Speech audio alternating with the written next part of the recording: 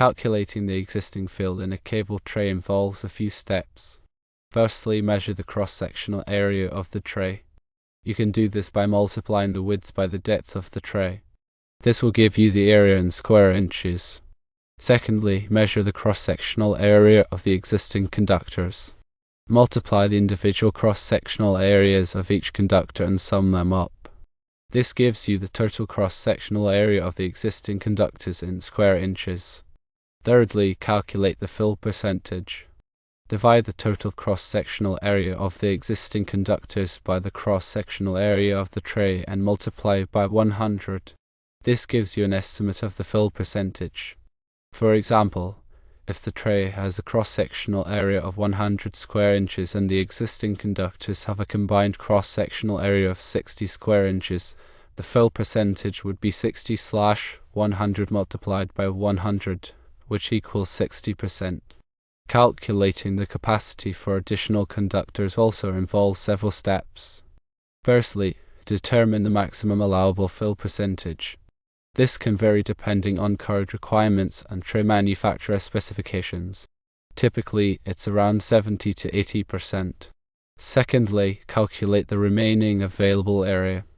Subtract the existing fill percentage from the maximum allowable fill percentage and multiply by the cross-sectional area of the tray.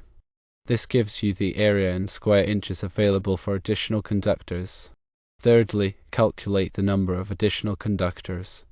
Divide the remaining available area by the cross-sectional area of each individual conductor. This gives you the maximum number of additional conductors that can fit.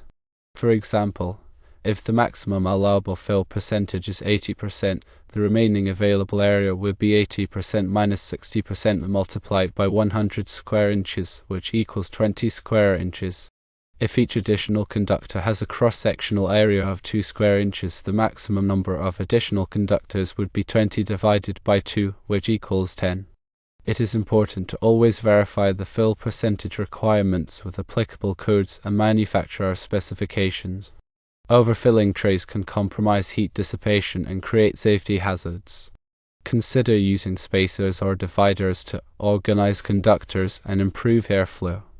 If the existing fill is close to the maximum allowable percentage, it may be necessary to upgrade to a larger tray or explore alternative cable routing options. Cable trays are designed to support insulated electrical cables used for power distribution, control, and communication. They are widely used in commercial and industrial construction. Cable trays offer a flexible and adaptable solution for routing cables, making them a preferred choice over traditional conduit systems in many applications. There are several types of cable trays, including ladder trays, which feature 2 longitudinal side rails connected by rungs, trough trays, which have a ventilated bottom, solid bottom trays, which provide maximum cable support, wire mesh trays, which are lightweight and easy to install, and channel trays, which are suitable for smaller cable runs. Each type has its own advantages and is selected based on the specific requirements of the installation.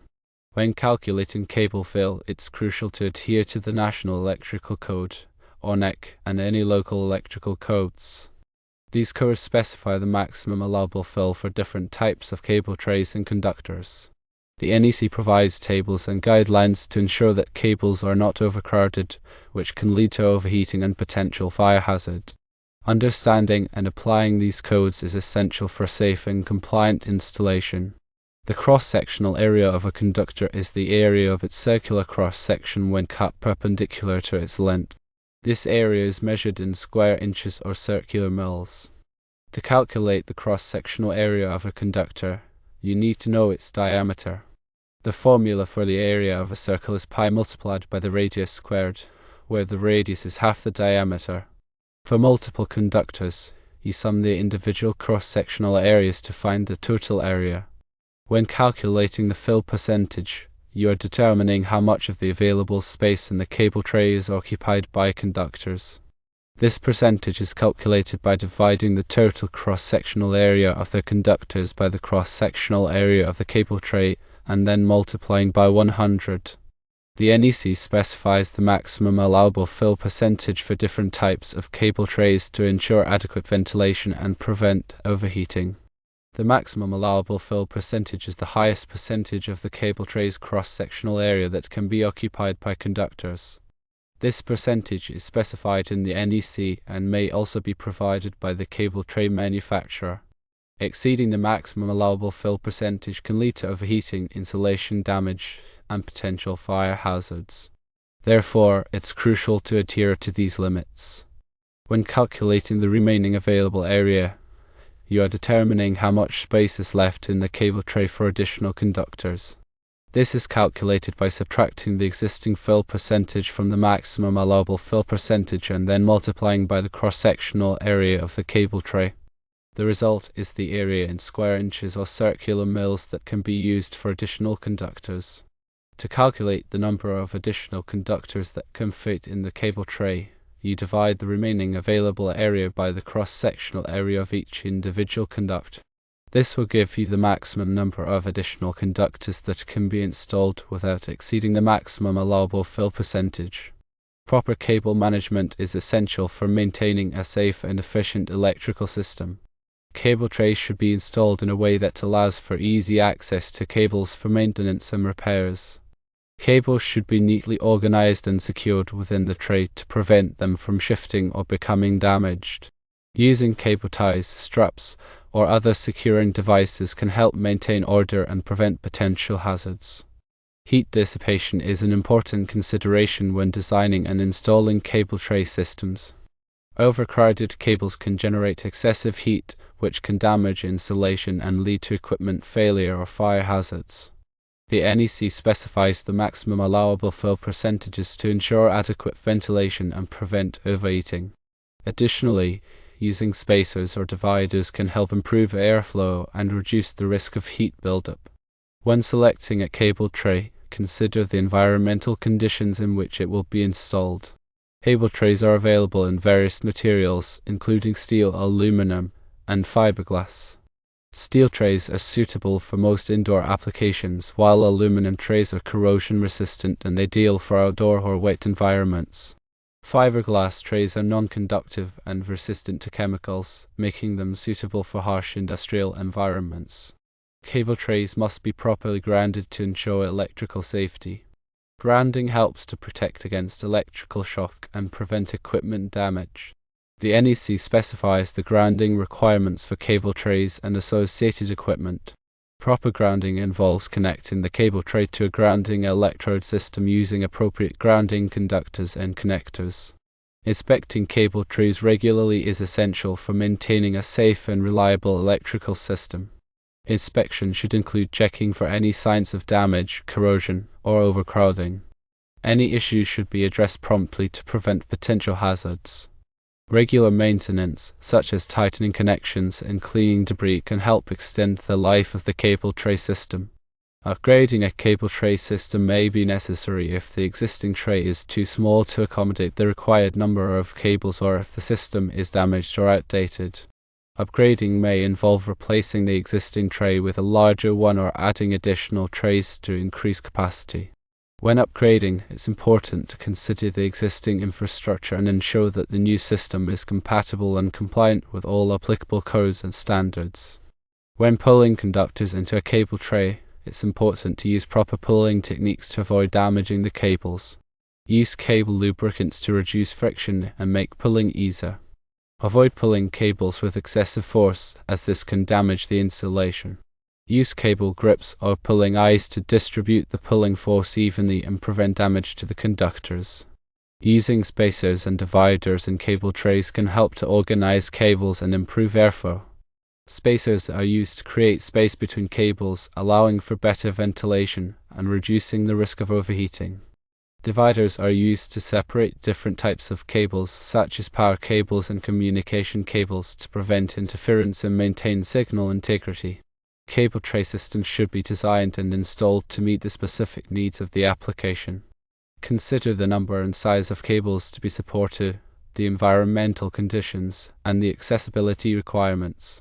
Consult with a qualified electrical engineer or contractor to ensure that the system is properly designed and installed in accordance with all applicable codes and standards.